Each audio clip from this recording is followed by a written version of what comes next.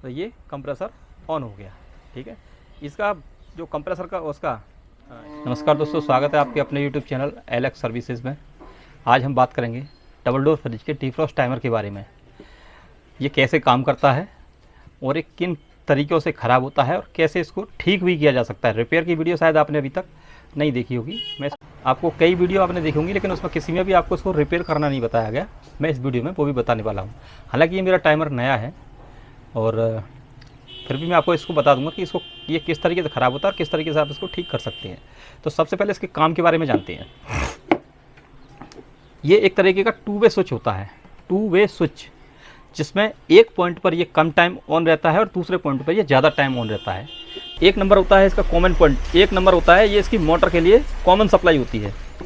दूसरी सप्लाई इसके इस पॉइंट से जाती है 3 नंबर वाले से इसके अंदर। तो 2 सप्लाई इसको मोटर को मिल जाती है, मोटर चलने लगती है। तो उसकी टाइमिंग के अनुसार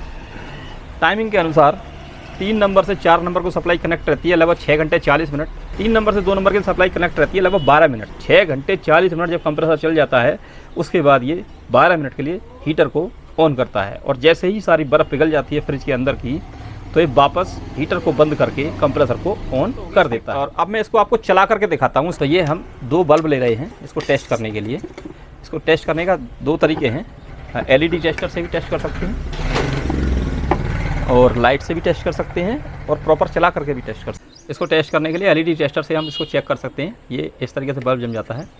एक पॉइंट हमने इस पर लगाया, इस पर, और इसकी कॉइल बहुत, इसके अंदर जो मोटर के अंदर तार होता है बहुत ज़्यादा बारीक होता है, इसमें बहुत हल्का जलेगा।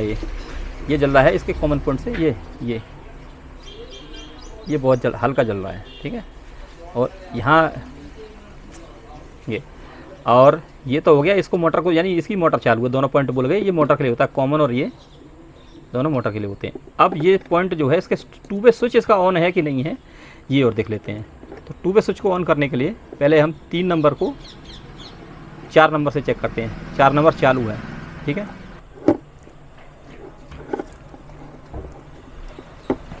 ये जल रहा है इस पर। ठीक है, अब हम इसको घुमा रहे हैं धीमे धीमे। ये कट हो गया। अब ये इधर से कट हुआ है तो इस वाले पे जल जाएगा। ये 1 नंबर, ये 2 नंबर पे जल गया ये। ठीक है, 3 नंबर से कट हुआ, 2 नंबर पे जल गया। अब ये हीटर ऑन हो गया। अब इसको हल्का सा घुमाएंगे। यहाँ कम गरारी कम समय लेती है, इसलिए जल्दी ही। अब ये यहाँ से कट हो गया, हीटर का टाइम ख़त्म हो गया। तो ये यहाँ से इसको मैनुअली चेक करते हैं इसको इस तरीके से। दूसरा तरीका इसको चेक करने का, इसकी मोटर को चेक करने का, वो हम लाइट से चला के चेक कर सकते हैं कि मोटर चल रही है या नहीं। एक जैक हम इसमें लगा दिया 1 नंबर में, और दूसरा हमने लगा दिया 3 नंबर में, और इससे देख लेते हैं मोटर चल रही है कि नहीं चल रही है। अब ये मोटर पकड़ना जरा बाबू, एक मिनट देख के बताओ। इसको पकड़ो, चल रही है, वाइब्रेशन कर रही है। हाँ ठीक है, ये वाइब्रेशन कर रही है, इसका मतलब इसकी गरारी मोटर की घूम रही है। तो ये मोटर, ये टाइमर ठीक है। अब मैं आपको इलेक्ट्रिक से इसको चेक करके दिखाता हूँ।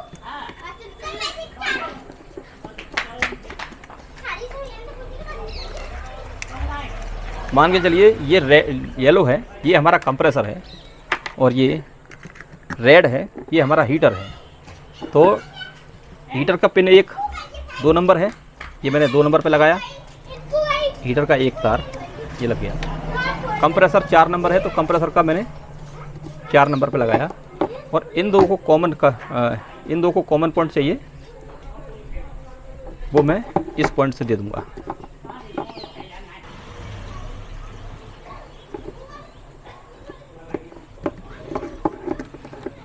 यहाँ को मोटर के कॉमन वाले में से ही दोनों को कॉमन दे दिया, जिससे ऑन हो जाए। और ये मैंने इसको पॉइंट दे दिया, यानी बीच वाले, ये इसका टाइमर का कॉमन हो गया, मोटर के लिए इलेक्ट्रिक का कॉमन पॉइंट, और ये टाइमर का कॉमन पॉइंट इसमें जो 3 नंबर है। 2 नंबर हीटर यानी कि रेड, 2 नंबर हीटर यानी कि रेड वाला, और 4 नंबर पॉइंट कंप्रेसर यानी कि येलो वाला। तो अब इसको हम प्ले करते हैं दोबारा से, और यहाँ पे भी ध्यान रखना आप, और यहाँ से हम गरारी घुमाएंगे धीमे धीमे।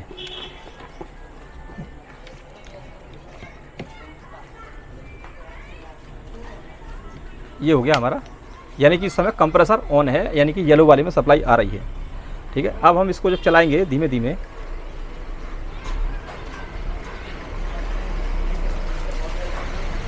हालांकि अंदर मोटर चल रही है इसकी, और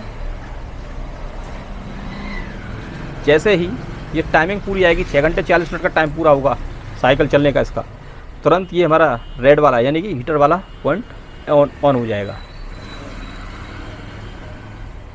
ये देखिए, ये धीमे धीमे घूम रही है, हीटर ऑन हो गया।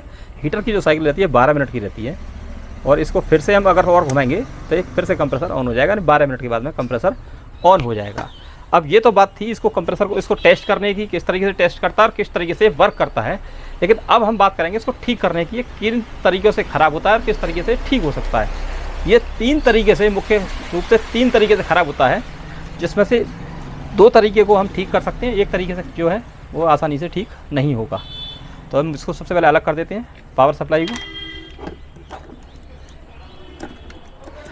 इसके जो पॉइंट होते हैं ये अंदर पत्तियों के रूप में होते हैं, ऐसे करके 3 पत्ती होती हैं, ऐसे यूँ करके, यूँ एक बार पत्ती यूँ लगती है, एक बार पत्ती यूँ लगती है, एक बार यूँ लगती है, एक बार यूँ लगती है। तो यहाँ पे जो पॉइंट होते हैं उनमें कार्बन आ जाता है, तो उसमें कार्बन आने की वजह से वो पॉइंट आपस में कनेक्ट तो होते हैं, लेकिन सप्लाई इधर से इधर ट्रांसफ़र नहीं करते।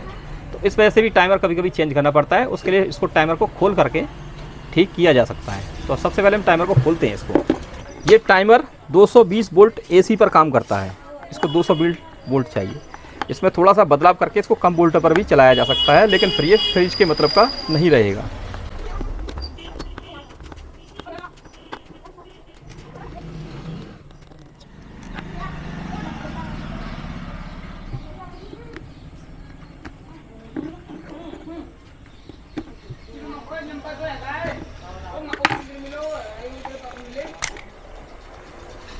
ये खुल गया हमारा टाइमर,